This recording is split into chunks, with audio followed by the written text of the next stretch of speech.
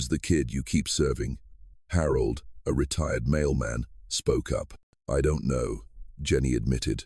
From the kitchen, the sizzle of bacon on the griddle rose above the clatter of silverware. Kathy, the diner's cook, called out, her voice not malicious, but filled with the matter-of-fact tone of someone who'd seen too much. "You keep giving him handouts, he'll never learn any gratitude. One day he'll just disappear. They always do."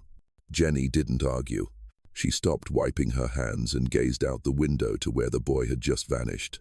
She just shrugged and said, "It's okay. I've been that hungry before." Jenny's words made the entire diner fall silent. But Kathy's pragmatic warning still hung in the air, and Jenny knew she was doing something many would call foolish. It all started on an early October morning. A boy walked into the diner. He looked to be about 10, scrawny, with big, unnaturally quiet eyes. He made no fuss, simply choosing the most secluded booth in the corner. When Jenny approached his table, he said only one thing, "Just a glass of water, please."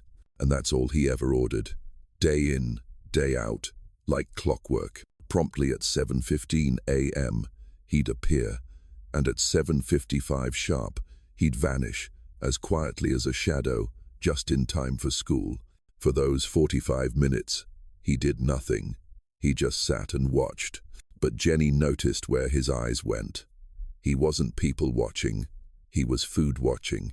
Every time she brought out a plate of pancakes smothered in strawberries, his gaze tracked her every move. Whenever she served up a sizzling plate of sunny side-up eggs and bacon, she'd catch him swallowing, just a little. The hunger was a raw, visible thing on his face, in his deep-set eyes, and in the way his knuckles whitened around the ice-cold glass of water. The first week passed, then the second. 14 days in total, 14 glasses of water. The next morning, Jenny's heart beat a little faster. It was the 15th day. She came into the diner earlier than usual, preparing everything herself.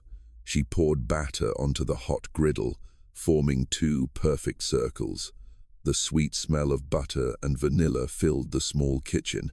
At 7:15 sharp, the door opened. It was the same boy, with the same familiar silence. He sat at his corner booth and waited. "Here we go," Jenny whispered to herself, taking a deep breath. She brought out the glass of water, just like always. But this time, she didn't turn away. She went back to the counter and picked up the plate of golden, steaming pancakes she had prepared. She walked to the boy's table. He looked up, his eyes wide with surprise at the plate in her hands. "Oh, shoot," Jenny began, trying her best to look naturally flustered. The kitchen mixed up an order. That other table didn't order pancakes. "Would you mind eating them for me? It'd be a shame to throw them out." The boy looked at Jenny, then at the pancakes, his eyes filled with suspicion. Silence. He wasn't a gullible kid. "Really?" Jenny said quickly, placing the plate on the table before she lost her nerve.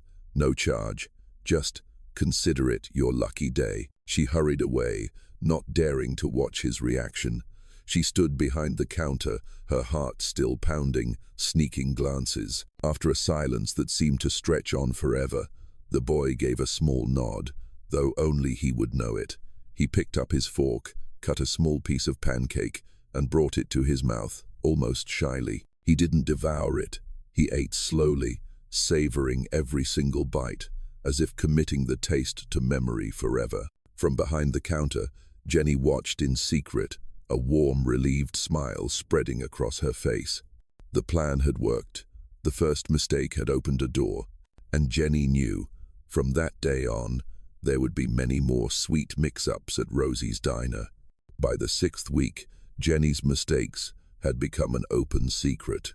Most of the regulars just watched quietly, some offering a sympathetic smile. But not everyone. There were whispers, tinged with the kind of cruelty that comes from people who've forgotten what it feels like to need a helping hand. Running a charity on company time, Jenny, a businessman who frequented the diner, asked sarcastically, as if her kindness were a personal insult to him. "Kids these days just expect a handout," one woman grumbled. Back in my day, if you were hungry, you earned your meal. Jenny heard it all, but she let the words evaporate, like steam on a window pane. She knew that protecting her own kindness sometimes meant ignoring the bitterness of others. Calvin, the diner's manager, however, wasn't so easy to ignore. He called Jenny into the small office behind the kitchen one morning, his face serious under a brow that was always beaded with sweat. "I've been watching you with that kid," he said, his fingers tapping on the laminate desk. "I can't have employees giving away free meals. It's bad for business and it sets a terrible precedent." Jenny wrung her apron in her hands. "I understand. I'll pay for it myself." Calvin's eyebrows shot up. "With your tips, Jenny, that barely covers your rent." "That's my choice," she replied, and there was a firmness in her voice that made Calvin study her for a second. "Just one meal a day. I can manage." After a moment, Calvin sighed. "All right, but if this affects your work, or if that kid causes any trouble, this whole thing stops immediately. Got it?" Jenny nodded, a wave of relief washing over her. She had expected a reprimand, maybe even to be fired, but this compromise was one she could live with. Every morning, she set aside a portion of her tips money that could have gone toward a new winter coat or the dentist appointment she kept putting off, and paid for the boys' breakfast. The mistaken breakfasts had become a silent ritual between Jenny and the boy, whose name she learned was Adam after overhearing him whisper it to himself. Each day, Jenny would try something new: fluffy scrambled eggs, creamy oatmeal, or golden brown French toast. Adam never asked, only accepted with a quiet nod and grateful eyes. Until one Tuesday morning. That day, Jenny decided to remake the pancakes, the very dish that had started it all. She was preparing the second batch of batter in the kitchen when Adam, who had already finished his meal, suddenly appeared at the doorway. He just stood there, hesitating, his hands clasped tightly together. "What's wrong, Adam?" Jenny asked, her voice gentle. Adam pointed to the jar of cinnamon on the shelf. Could you try adding a little of that to the batter?" he asked, his voice barely a whisper. "And maybe a little nutmeg. Just a pinch." Jenny was taken aback. This was the first time Adam had voluntarily spoken more than 3 words to her. Most kids would ask for more syrup or chocolate chips, but this boy was talking about spices. Intrigued, she did as he suggested. She added a dash of cinnamon and a dusting of nutmeg to the new batter, stirred it, and poured it onto the griddle. A different aroma filled the air, warmer and far more complex. It wasn't just sweet. It had a hint of spice, a certain depth. Jenny flipped the pancake. It was a more beautiful golden brown. She cut off a small piece, blew on it to cool it down, and took a bite. She froze. The sweetness of the batter was elevated by the warmth of the cinnamon, and the nutmeg left a subtle, fragrant aftertaste at the back of her throat. This was no longer a simple diner pancake. It tasted like something crafted by a true chef. Jenny turned to look at Adam, her eyes wide with astonishment. The boy just gave a little shrug, as if it were the most obvious thing in the world. How did you know?" Jenny asked, her voice still laced with disbelief. Adam looked down at his worn-out sneakers, his voice growing quieter, as if he were talking more to himself than to her. "My dad taught me," he said softly. He looked up, and for the first time, Jenny saw memories shimmering in his usually solemn eyes. "Dad said that spices are the soul of the food, that each one has its own voice," Adam recounted, his words painting a scene from a distant past. "He used to blindfold me and have me smell the herbs. Thyme is strong and bold. Rosemary is like an ancient story, deep and knowing. And cinnamon is like a warm hug on a cold day." Jenny listened, completely captivated. She could picture it, a loving father, a talented chef, passing on his passion to his son in a sunlit kitchen. "My dad was an amazing cook," Adam continued, a sad smile flickering across his lips. "The kitchen was our happiest place. But, since he passed away, I don't want to go in there anymore. Everything is just quiet. The boy paused, swallowing hard. Your pancakes, they're good, but they were missing a little bit of their voice. I'm sorry. Don't you dare apologize, Adam, Jenny said quickly, her heart aching with empathy. You didn't do anything wrong. You've helped me so much. That was the moment everything changed. Jenny no longer saw Adam as just a poor, hungry boy. She saw a hidden talent, a diamond in the rough, waiting to be polished. The boy didn't just eat to survive, he felt food. From that day forward, the mistaken breakfasts took on a whole new meaning. They were no longer a one-sided act of charity. They became an experiment, a silent collaboration. Jenny would cook, and Adam, with his genius palate, would be her pint-sized critic. She started experimenting with more complex dishes, adding fresh herbs to the eggs, a pinch of turmeric to the oatmeal. Each time, Adam would offer critiques that were subtle, yet astonishingly accurate. The breakfasts at Rosie's were no longer just feeding a hungry body. They were reigniting a passion in two kindred spirits. One, a cook who had found her inspiration, and the other, a boy who was slowly rediscovering his voice through flavor. But Jenny knew Adam's talent deserved a bigger stage than a secluded booth in the corner of a diner. One afternoon, while cleaning up, she stumbled upon a flyer left on the counter. The large, bold letters immediately caught her eye. Heartland Annual Culinary Competition. In search of the next breakthrough flavor. The grand prize was $20,000. It was a life-changing amount of money, but it wasn't the prize that made Jenny's heart pound. It was this year's theme, Creative Breakfast. It was a sign. It was fate.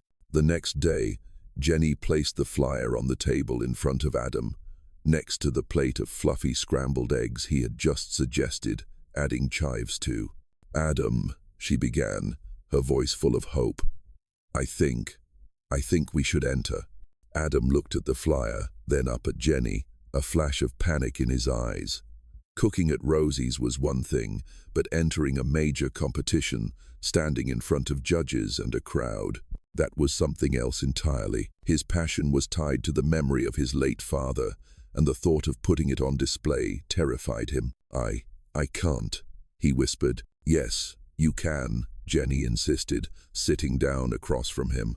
This isn't about winning or losing, Adam. This is a chance to show everyone what your dad taught you, to honor him, to let his legacy shine. Jenny's words struck a deep chord within Adam. Honoring his dad's spirit, that was something he yearned for. After a long silence, the boy took a deep breath and gave a small but determined nod. Little did they know, this decision had just put them directly in the crosshairs of an unexpected rival. When Jenny and Adam went to register, they saw a large poster advertising the competition's head judge. On it was the picture of a man with a smug smile and condescending eyes. It was Mark. Adam froze, his face draining of all color. I know him, he stammered. Who is he? Jenny asked, a knot of worry forming in her stomach. He used to be my dad's friend, Adam said, his voice trembling. They competed against each other years ago. My dad won. He never forgave him for it. Now it all made sense, the unpleasant glares Mark would occasionally throw her way at the diner. He wasn't just arrogant, he carried the bitter resentment of a sore loser. And now, his old rival's son had shown up with an unknown waitress. For Mark, this wasn't just a competition, it was a chance for payback. Mark started to make his move. He used his influence to spread rumors. Some nobody waitress is exploiting a poor orphan's sob story for attention. People began to whisper. Mark even tried to deliberately borrow their ideas. When Jenny and Adam were experimenting with a unique herbal syrup, Mark posted a picture of a strikingly similar dish on social media a few days later, a clear warning shot. The rumors and Mark's dirty tricks quickly reached the regulars at Rosie's. But instead of pushing them away, it ignited a protective fire. That arrogant jerk, Mark. Kathy growled from the grill, flipping a piece of bacon with an angry flick of her wrist. Don't you two worry, we'll show him what it means to cook with heart. Harold, the retired mailman, placed an empty glass jar on the counter. He taped a piece of paper to it with the words, "Team Jenny and Adam's Competition Fund." And then, something magical happened. Tips started filling the jar. A local farmer brought in a carton of the freshest eggs. The owner of the bakery next door gifted them her finest artisanal bread. The entire Rosie's community, from the staff to the most familiar faces, rallied together. They didn't just offer money or ingredients. They gave Jenny and Adam something far more precious: their belief. In the face of schemes and jealousy, they had built an unshakable fortress of love and kindness, ready to stand with their two little heroes as they entered the final battle. The stage lights were blinding. The air in the studio was thick with the smell of spices, the clatter of knives, and palpable tension. Opposite them, at his gleaming station, was Mark. He moved with a practiced arrogance, performing complex techniques, turning his dish into a cold, distant work of art. But at Jenny and Adam's station, things were different. No showmanship, just synergy. Jenny calmly poured layers of pancake batter onto the griddle, her hands steady and sure. Beside her, Adam was a conductor of the senses. He closed his eyes, inhaling the aroma of the simmering herbal syrup, then signaled to Jenny for a hint of orange zest. He tasted the applesauce, and with a single shake of his head, Jenny knew instantly it needed more tartness to balance it out. They barely spoke, communicating with an unspoken understanding, forged over hundreds of breakfasts at Rosie's. Their creation was born. Sunrise pancakes, fluffy pancakes, fragrant with cinnamon and nutmeg, were drizzled with a glistening amber syrup infused with rosemary and orange, and served with a side of homemade applesauce. It wasn't elaborate, but it told a story. It was a story of warmth, of hope, of an early morning in a small diner. When the judges tasted Mark's dish, they nodded, acknowledging the technique. But when they tasted sunrise pancakes, their expressions changed. They fell silent. Then, one of the judges smiled. "This dish has soul," he said. The victory went to the team from Rosie's. Jenny and Adam had won a decisive victory over Mark. Amid the roaring applause, Jenny threw her arms around Adam. The boy, for the first time in a long time, broke into a genuine, radiant smile, the smile of a champion. But in the middle of the chaos, a voice cut through the noise. "Adam? Adam Thompson, is that you?" A middle-aged woman, her eyes filled with tears and her trembling hand clutching a newspaper, pushed through the crowd toward them. Adam stared blankly at the stranger. Don't you remember me? I'm your Aunt Clara," the woman said, her voice choked with emotion. She held out the newspaper, which featured an article about the competition with a picture of Jenny and Adam. "I've been looking for you for so many years." Jenny gently placed a hand on Adam's shoulder, shielding him. "I'm sorry, ma'am. I think there's been a mistake." "No mistake," Aunt Clara insisted, her eyes welling up. She turned to Adam, struggling to keep her composure. "Adam, there's something you have to know about your father. He's not dead." Adam's world seemed to stop. The boy was stunned, unable to say a word. Aunt Clara gripped his hand, her voice trembling as she recounted the story. "It was a horrific accident. He lost his memory and wandered for years. We lost track of him completely. But a miracle happened, Adam. He recently got his memory back. And we found him. Your father is alive." Jenny's heart seemed to stop. She looked down at the trembling boy beside her, who was struggling to process a truth far bigger than their victory. "Your father," he saw the article, Aunt Clara continued, pulling an envelope from her purse. "He sent this letter for you." She handed the letter to Jenny. Her own hands shaking, Jenny opened it. The handwriting inside was strong, yet somewhat scrawled, as if from someone relearning how to write after a long time. "Dear Jenny, I have no words to express my gratitude. When I saw the picture of my son in the paper, with the passion for food shining in his eyes, the memories came flooding back. You didn't just give him food, you gave him back his hope. You helped my son find his soul again, and in doing so, you helped me find myself. Thank you for taking care of Adam when I couldn't." Just as Jenny finished the last line, a figure emerged from backstage. A tall, thin man, his face etched with the marks of time and hardship, but his eyes, they were Adam's. He took slow, uncertain steps forward. Adam looked up. He froze. "Dad." The word escaped his throat, shattered and full of disbelief. The man stopped short. His lips trembled, and a hoarse sound, broken with emotion, finally escaped. "Adam." His voice shook, thick with the pain of years apart. "It's me, son. I'm home." That sentence was the key, unlocking every door of doubt and pain in Adam's heart. The boy ran. He threw himself into the arms he thought he'd never feel again. Father and son clung to each other, sobbing in a raw outpour of reunion, of lost years, and of an impossible miracle. Through the tears, the father held his son tight, whispering in his ear, a promise and a penance. "I'm so sorry, Adam. I'm never leaving again, never again." Jenny stepped back, quietly giving them their space. She watched the sacred scene, tears streaming down her own cheeks. She realized then that her journey hadn't started with the desire to win a competition, but with a simple plate of pancakes for a hungry boy. That one small act of kindness had set off a ripple effect she could never have imagined. It hadn't just helped a boy find his joy, it had reunited a shattered family, and in that moment, Jenny understood that this was the greatest prize of her life. The story of Jenny and Adam didn't just end on the night of the finale. It became a local legend. Rosie's diner was suddenly bustling with customers. People came not just to eat, but to see the waitress with the warm heart, to feel a little of the magic they had heard about. Jenny was no longer the quiet, overlooked waitress. She had become a living symbol of kindness. The once bitter whispers were replaced with smiles and respectful nods. The entire Rosie's family, from Kathy to Harold, was as proud as if they had won themselves. A week later, an unstamped letter found its way into Jenny's hands.